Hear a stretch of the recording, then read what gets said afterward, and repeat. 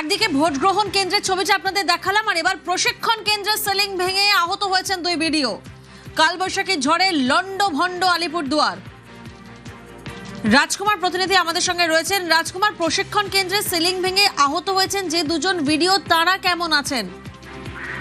দেখো প্রিয়াঙ্কা, যে দুজন ভিডিও জখম হয়েছিলেন তারা কিন্তু এই মুহূর্তে কিন্তু তারা সুস্থই আছেন। তার কারণ হচ্ছে যে ভোটের কাজের মতো গুরুত্বপূর্ণ কাজ, ফলে অসুস্থ হয়ে হাসপাতালে ভর্তি হয়ে থাকলে চলবে না। সেই কারণে গতকালকেই কিন্তু তাদেরকে জেলা সদর হাসপাতাল থেকে চিকিৎসার পর ছেড়ে দেওয়া হয়েছে।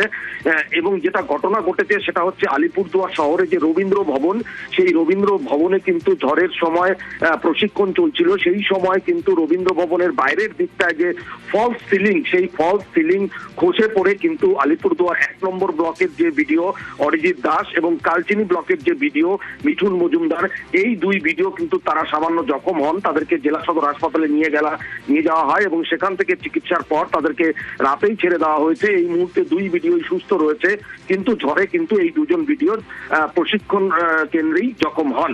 প্রিয়াঙ্কা, বেশ।